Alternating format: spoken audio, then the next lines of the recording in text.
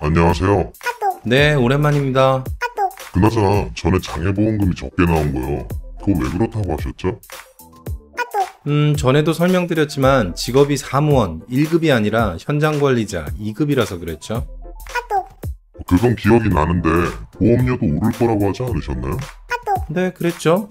반영된 위험률만큼 오르고 정상금도 발생할 수 있다고. 근데 안 올랐거든요. 그래서 좀 이상해서 카톡 드렸어요. 오늘 얘기 드릴 사례는 자주 발생하는 경우는 아닙니다. 담당자의 착오로 간혹 발생하는 경우죠. 게다가 생기더라도 주의 깊게 관찰하지 않으면 발견하기도 어렵고요. 그러나 발견만 한다면 직업급수 위반으로 인한 보험금 삭감과 보험료 증액에 대항할 강력한 외통수가 되죠. 자세히 얘기하기 전에 좋아요랑 구독 부탁드려도 될까요?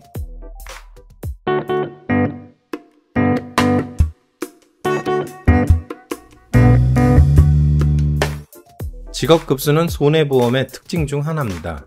손해보험은 생명보험과는 달리 위험한 직업을 가지고 있으면 그 위험도에 따라 보험료가 다릅니다.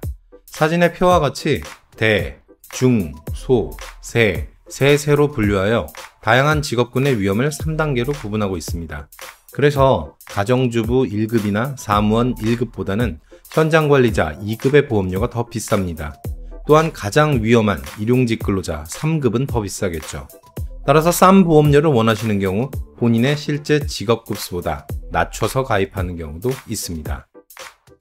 하지만 대부분 직업급수가 문제되는 경우는 중간에 직업을 바꾸신 경우입니다. 계약 도중에 직업이 바뀌면 그에 따라 바뀐 때부터 보험료를 더 올려서 받습니다. 게다가 계약 시점부터 계약이 바뀐 때까지 책임 준비금도 더 추징하게 되죠. 그래서 신문에서처럼 이에 부담을 느껴서 아예 고지하지 않는 경우가 많습니다. 이 경우도 바로 그런 경우입니다. 근데 그러던 중 사고가 난 거죠. 그렇다면 직업 변경을 알리지 않고 있다가 사고가 나면 어떻게 될까요?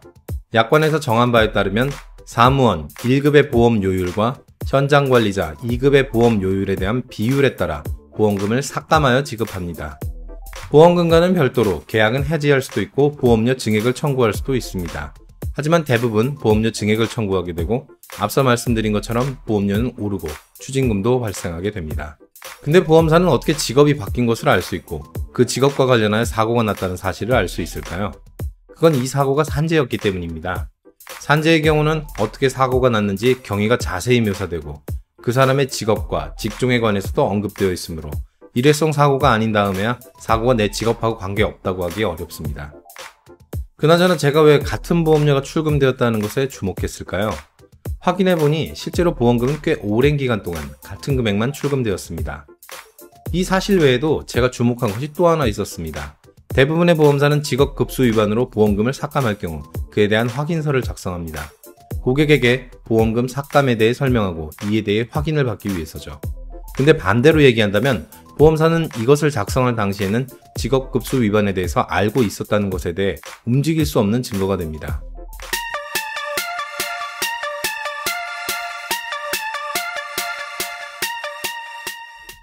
이 두 가지 사실과 다음의 상법 조항을 결합하게 되면 보험사는 외통수에 몰리게 됩니다. 상법 제653조는 피보험자의 고의 또는 중대한 과실로 인하여 사고 발생의 위험이 변경 또는 증가된 때에는 보험자는 그 사실을 안 날로부터 1월 내에 보험료의 증액을 청구하거나 계약을 해지할 수 있다는 조항입니다. 하지만 이 영상 속 사례의 경우 직업이 변경되었다는 사실을 안 날, 즉 합의서 작성일로부터 6개월이 지나도 전과 동일한 금액이 출금되고 있었습니다. 따라서 보험사는 이제 더 이상 보험료 증액이나 책임 준비금의 추징조차 어렵게 됩니다. 계약의 해지도 마찬가지고요. 따라서 해당 사례의 피보험자는 앞으로도 쭉 증액 없이 똑같은 보험료만 내면 되는 겁니다. 거기서만 끝냈으면 좋겠지만 현재 대법원은 삭감된 보험금의 성질에 대해 부분 해지라고 보고 있습니다. 따라서 위에서 말한 상법 653조가 여기서도 적용되어야 하며 보험금의 삭감은 보험계약을 해지한 경우에 한하여 적용되는 것으로 해석하고 있습니다. 따라서 보험회사는 삭감된 보험금마저 다시 지급해야 되는 결과가 나오게 됩니다. 이러니 제가 외통수라고 부를 밖에요. 손해와 보험연구소, 돈 내는 보험에서 돈 받는 보험으로 보험금 지급만 연구합니다. 자, 요약 정리 들어갑니다. 드문 경우이지만 간혹 직업급수 위반임에도 보험사가 증액 청구나 해지 없이 계약을 유지하는 경우가 있습니다. 이때 상법 제653조에 의해 보험사는 이후에 다시 보험료 증액 청구나 해지를 주장할 수가 없습니다. 또한 삭감된 보험금의 성질이 부분 해지라서 이때도 상법 제653조가 적용되므로 삭감한 보험금마저 반환하여야 합니다.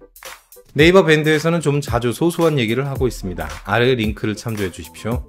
저희는 교통사고, 후유장애, 진단금, 산재 및 근제, 그리고 각종 면책건에 대한 상담을 전문으로 합니다. 상담을 원하시거나 교육을 원하시는 분은 네이버에서 손해와 보험 연구소를 찾아주세요. 다음 주도 저희와 함께 해주십시오. 들어주셔서 감사합니다.